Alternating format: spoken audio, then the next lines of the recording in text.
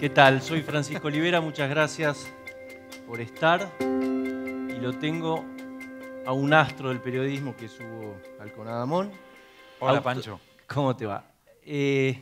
Bueno, vamos a arrancar por el tema de tu libro, que tiene un nombre muy sugestivo porque va al fondo de la cuestión, la raíz de la corrupción, ¿no?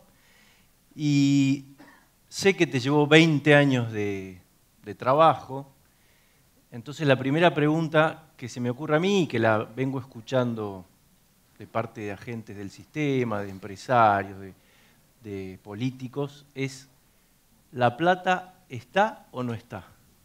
Porque hasta ahora no apareció. A ver, hola, Pancho. Empecemos de nuevo. Sí, la plata está.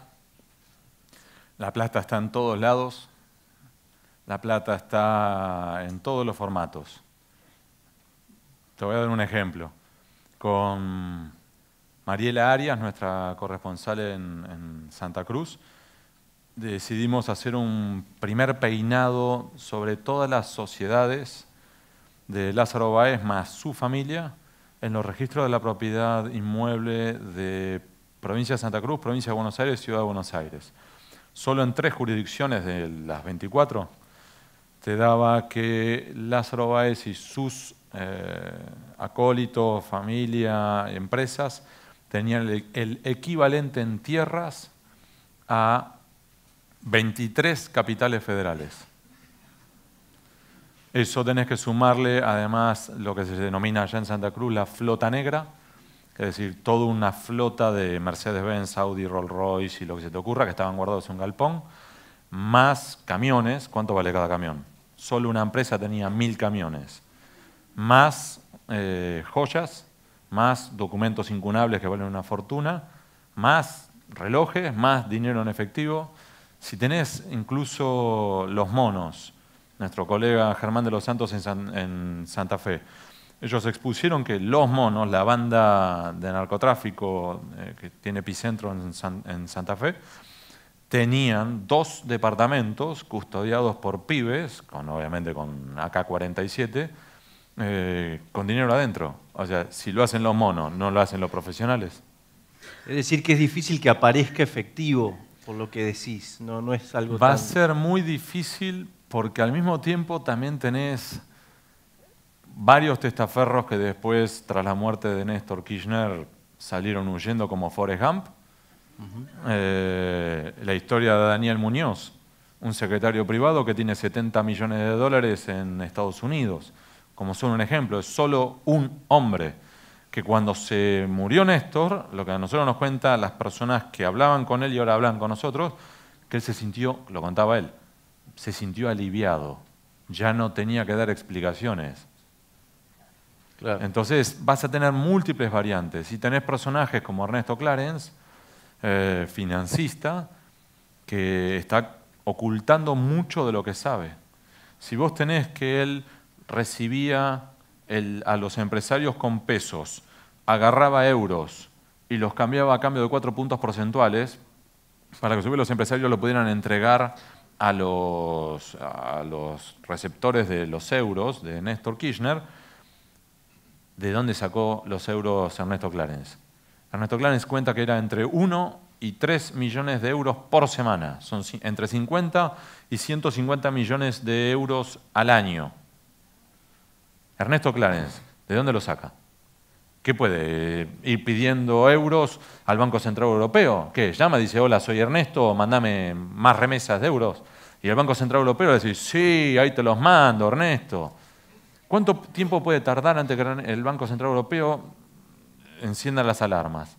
Entonces, lo que tiene que haber entre Ernesto Clarence y el Banco Central Europeo es mínimo un banco o 2 bancos con las espaldas suficientes como para poder ir pidiendo entre 50 y 150 millones de euros por año sin que se enciendan las alarmas. ¿Dónde están esos bancos?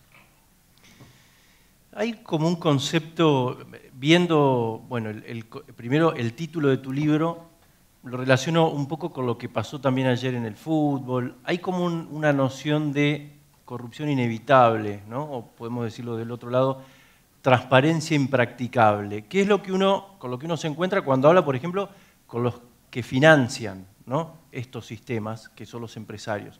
Pero podríamos hablar de los dirigentes, podríamos hablar de los periodistas.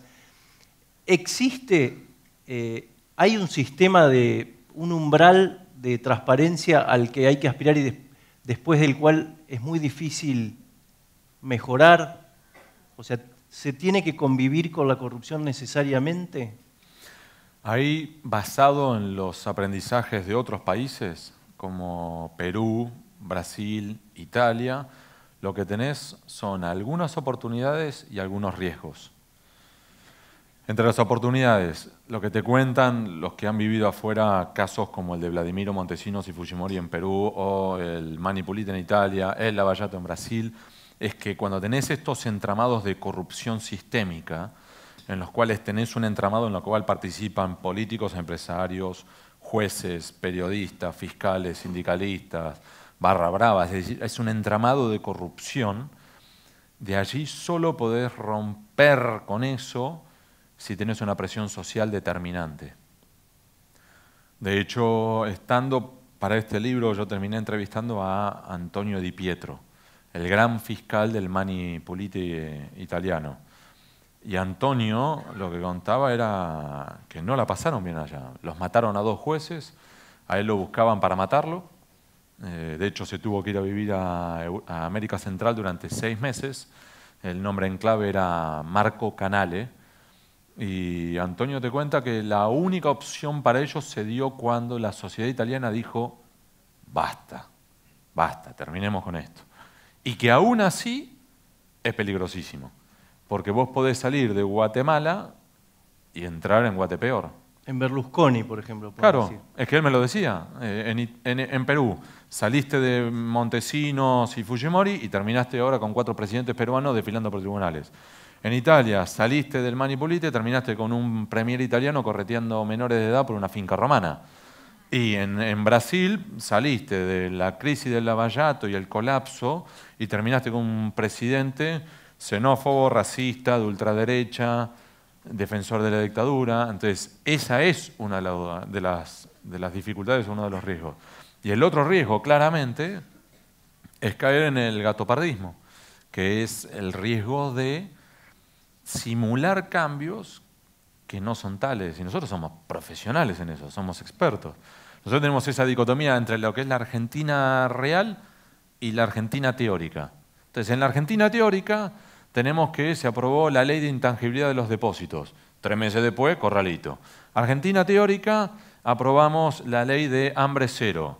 En Argentina real todavía tenemos desnutrición. Argentina teórica, aprobaron la ley para la creación de la Oficina Anticorrupción. Lo que queda claro, la Oficina Anticorrupción durante años tenía 2 sedes.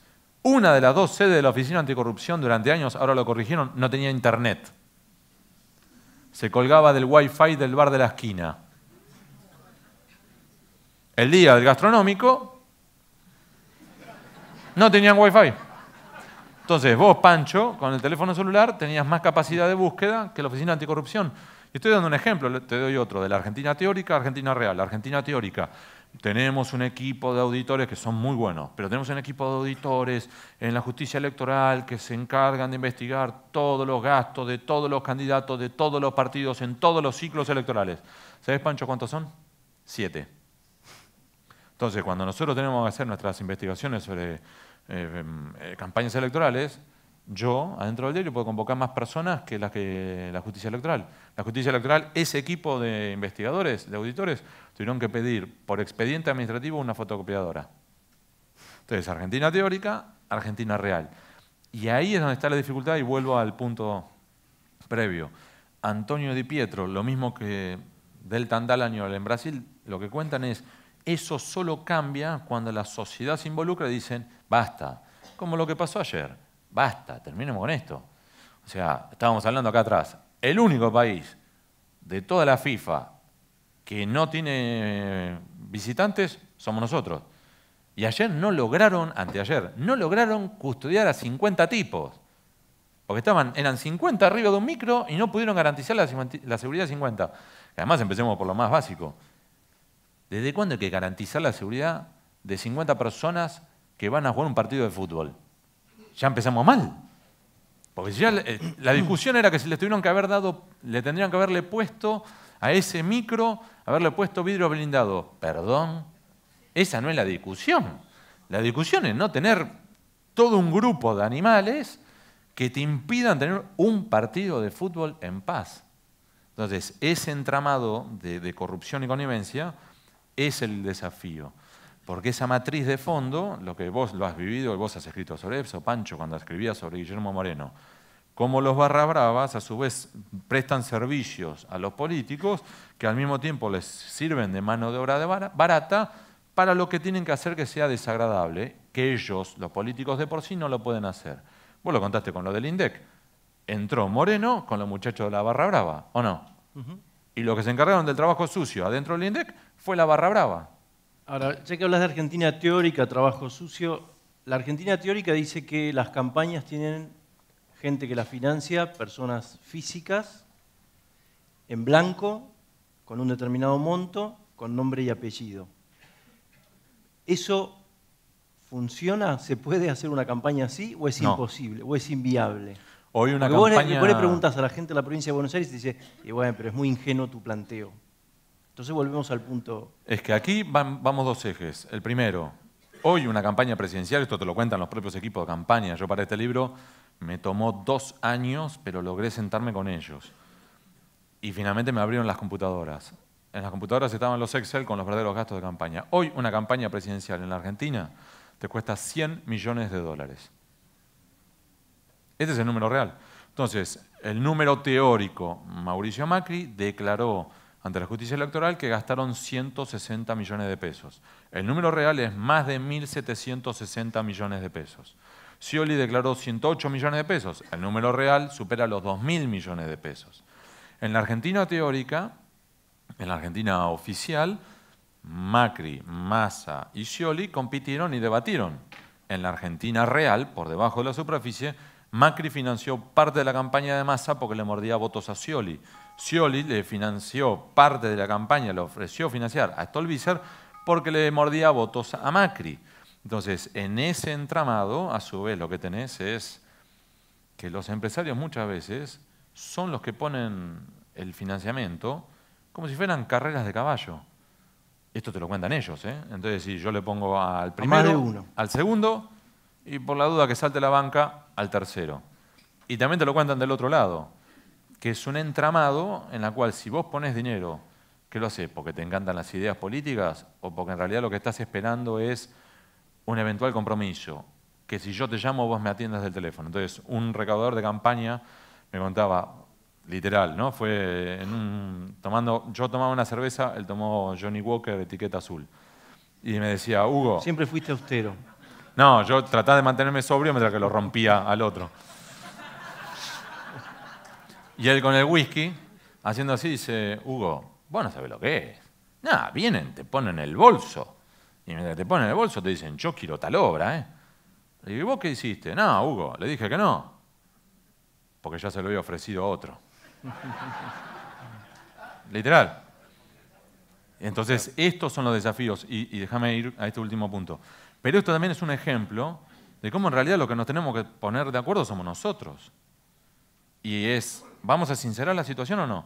Como esto del fútbol, ¿vamos a sincerar la situación o no? En el tema de financiamiento electoral, vamos por las opciones. Si sabemos que una campaña presidencial cuesta $100 millones, puede que el año que viene cambie por la recesión, modificaciones legales y además por el tipo de cambio. Ponele que sea más barato, ponele que sea la mitad. Porque no creo que haya muchos dispuestos a poner. Ponele, pero entonces ponele que sea la mitad, sean 50 millones. 50 millones de dólares son más o menos a dinero de hoy unos 2.000 millones de pesos. ¿De dónde van a sacar 2.000 millones de pesos cada uno de los candidatos presidenciales? Entonces, acá nos queda a nosotros como sociedad sincerar la situación. Vamos a hacer un ejemplo, ¿te parece? Dale. Pancho, opción número 1, decir, no vale para nadie, todo el mundo tiene que hacer financiamiento público. Entonces, la primera reacción es decir, bueno, supongamos decir, mira, no sé cómo vas a superar las primarias, pero si superás las primarias, te damos, no te digo 2.000 millones, vamos a decir, vamos a incluso ir más para abajo, 1.500 millones. 1.000 millones, listo, vamos con 1.000 millones. Mucho más barato, sí, lo hacemos de otro modo, listo. 1.000 millones para todo lo que superen, pero entonces con esto evitamos que empresarios como Cristóbal López o quien fuere financien las campañas electorales. Fenómeno. Entonces dijimos, y solamente a los que superen las primarias. Entonces, no sé qué vas a hacer para superar las primarias, pero supongamos. Eso significa que en 2015 nosotros tenemos que haber financiado 6 campañas presidenciales, desde la de Scioli, que salió primero en la primaria, hasta la de Nicolás del Caño con 2%. 6 personas, 6 candidatos, 6.000 millones de pesos. ¿Estamos dispuestos a gastar 6.000 millones de pesos en una campaña presidencial? Más aún, en el año 2015, a dinero 2015, un hospital materno-infantil de alta complejidad como el que se estaba construyendo en Río Gallegos costaba 680 millones de pesos. Eso significa que en una campaña presidencial estarías gastando el equivalente a 8 hospitales materno-infantil del nivel del Garrahan de Buenos Aires. Entonces, una opción es, podría decirme el que nos está escuchando ahora, ¡qué vergüenza! No podemos gastar 8 hospitales materno-infantil de alta complejidad en una sola campaña presidencial. Sí, bueno, pues esa. O la van a poner los empresarios. O tenés que ir a una situación intermedia. ¿Cuál es? Blanquear la situación y ofrecer financiamiento también privado. Entonces, el que quiere ir por la libre, como es en Estados Unidos, el cielo es el límite. Si puede recaudar 1.000 millones de dólares, que lo haga. Y si no, que le dé el Estado. Pero esto es parte de lo que tenemos que sincerar nosotros. Lo peor que podemos hacer es como estamos haciendo ahora con los barra bravas. ¡Qué vergüenza! Pero no tomamos decisiones. ¿Qué cree que va a pasar en el próximo partido de River Boca? Exactamente lo mismo. ¿Qué no va a pasar en la próxima elección presidencial? Exactamente lo mismo. Si yo soy empresario, te digo, bueno, porque es lo que dicen, ¿no? A mí no es un gusto poner plata en las campañas. Pongo para evitar justamente una represalia en caso de que gane, como el ejemplo que vos ponías recién, ¿no? Esta excusa, esta justificación es muy frecuente también en la obra pública, ¿no? El que pone las reglas es el Estado. Yo juego con las reglas que me pone el Estado y si no tengo que cerrar y quedan 2.000 personas. Yo creo que eso también hay que tener cuidado porque también la primera respuesta es depende. Como en muchos otros ámbitos, a mí me gusta utilizar mucho una expresión que tiene Guillermo Jorge, uno de los mejores expertos en lucha contra la corrupción de la Argentina, que habla de los 10-80-10. ¿Qué significa eso? Hay un 10% que nunca paga sobornos y que, de hecho, hasta prefieren no hacer negocios con el Estado para ni siquiera evitarse esos dolores de cabeza. Mira, ¿sabe qué? Por la duda, ni siquiera. Tenés otro 10% que es pirata. Y la única forma de ganar un contrato es si la pone. Porque el producto o el bien que ofrece no es bueno, no es competitivo. Si va realmente a una licitación transparente, no gana. Entonces, pone y gana. Y el desafío es el 80% que está en el medio, que si puede, no pagaría sobornos. Pero si se ve obligado, lo hace. Y entonces en ese limbo es cómo logramos empujar a ese 80% hacia la transparencia. Y en esto que marcábamos, ¿no? Que ahora va a hablar también Diego, en realidad en el tema de los cuadernos lo que ves es eso. Hay muchos empresarios que se vieron obligados a pagar sobornos, estaban asqueados y nunca más, después de la presión que recibieron, nunca más sellaron un negocio de obra pública o de lo que fuere. Eso es cierto. Ahora, hay muchos otros empresarios que tenían hasta 50 contratos de obra pública. Entonces, si me vas a decir que a vos te apretaron y después tuviste 50 negocios, o una de dos, o te encanta que te aprieten, y además cuando te ibas a quejar te ibas a ver a un psicólogo en Punta del Este tomando whisky, o dos, no te apretaron tanto. Entonces, sinceremos la situación de todos lados. Y ahí está el desafío, el cómo rompemos este sistema para generar algo un poco mejor, algo un poco más transparente. Y ahí el desafío está en la presión social, vuelvo al punto que contaban los expertos extranjeros, y al mismo tiempo cómo generar organismos de control que realmente hagan su trabajo. Y que entonces el riesgo de terminar desfilando por tribunales se eleve de manera exponencial. Nos queda un minuto, pero me interesaría meterme brevemente en casos complejos en los que solo Dios sabe lo que pasó, cómo se mete la justicia. Caso bien concreto, la venta de Avianca, ¿no? Maquer la compra y ahí hay seguramente una conversación en la que está implícita la posibilidad de llamar a licitación para darle rutas, ¿no? ¿Necesitaba la Argentina eso? Sí, desde el 2005 no se licitaban. ¿Cómo se regula eso? Porque seguramente en la operación está el precio de esa conversación privada. ¿Se entiende? Ahí uno de los mayores desafíos que tenemos en este tipo de investigaciones es lo que se denomina la omertá, el pacto mafioso de silencio. Y el desafío es cómo romperlo. Y allí una de las herramientas es la figura del arrepentido, que obviamente a mí no me cae simpática. Yo he vivido investigaciones en las cuales me han amenazado y se han metido con mi familia, y que entonces después algunos de esos protagonistas que me amenazaron a mí o a mi familia terminan ahora beneficiándose con la figura del arrepentido y queden impunes, no me cae gracioso. Pero al mismo tiempo comprendo que esa es una de las herramientas que se necesitan. Te cuento algo. En el caso de Odebrecht, Marcelo Odebrecht era considerado en Brasil, era conocido como el príncipe de la obra pública brasileña. A mí me tocó, o sea, no lo vi, no me lo contaron, lo vi. Marcelo Odebrecht sentado con una persona en un sofá doble, blanco, en una cumbre iberoamericana, charlando. Y estaba hablando, y viene un presidente de uno de los 5 países grandes de América Latina. No voy a decir el nombre por piedad. Y el presidente se le para acá, y Marcelo lo mira, le dice, tudo bem, estoy falando, después. Y siguió. No se puso de pie ni siquiera por respeto a la investidura presidencial. Y el presidente no se ofendió, no es que le dijo, levántese, no sea un irrespetuoso. No, bueno, sí, y se fue. ¿Quién es el verdadero jefe? ¿Cómo rompes con eso? La única forma es que vos tengas a alguien como Alberto Youssef, que es el gran doleiro brasileño, que se llevó más de 100 millones de dólares, pero que a cambio de reducir su condena a más de 20 años de prisión, empezar a vomitar, pudieron llegar a Marcelo Odebrecht. Y porque llegaron a Marcelo Odebrecht y lo metieron en una celda de 6 metros cuadrados sin luz natural, es que Marcelo Odebrecht empezó a hablar. Y así es como llegaste a romper con el sistema. Ese es un desafío también aquí. Por supuesto que eso tiene problemas. Y te voy a dar un ejemplo. El Folio de San Pablo plantea, esto está mal. ¿Por qué? Porque si vos tenés una muchacha negra, ellos lo contaron en una nota, que esa muchacha negra robó pañales, y por robar pañales, mujer negra pobre, la condenaron a 8 años de prisión, y por el contrario, lo tenés a Alberto Youssef, condenado a 3 años de prisión, y además lo hace en un arresto domiciliario, en una casa, que a su vez tiene arresto domiciliario con una pileta olímpica, así, estamos todo mal. Sí, pero al mismo tiempo, solamente porque lo tenés a Youssef así, lo vas a lograr romper a Marcelo Odebrecht.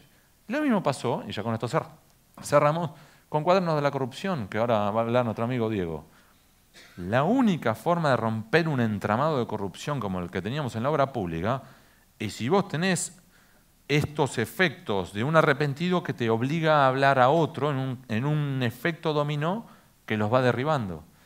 Entonces, esta es solo una de las herramientas. Te cuento otra. La ley, que todavía no salió, el proyecto de ley de extinción de dominio. Y otra más, la ley de responsabilidad penal empresaria. Las 3. ¿Sabés quiénes son los principales lobistas en contra de las 3 leyes? No son los políticos, son los empresarios. Y cierro con esto. ¿Saben por qué? Te doy un ejemplo. En la figura del arrepentido, un gerente general de una petrolera, hablando conmigo, me dice, no, Hugo, me tocaba una indemnización de 5 millones de dólares. Y dije, no, muchacho, o me la ponés o hablo, quiero 11 millones. ¿Sabes en cuánto arregló? 8 millones.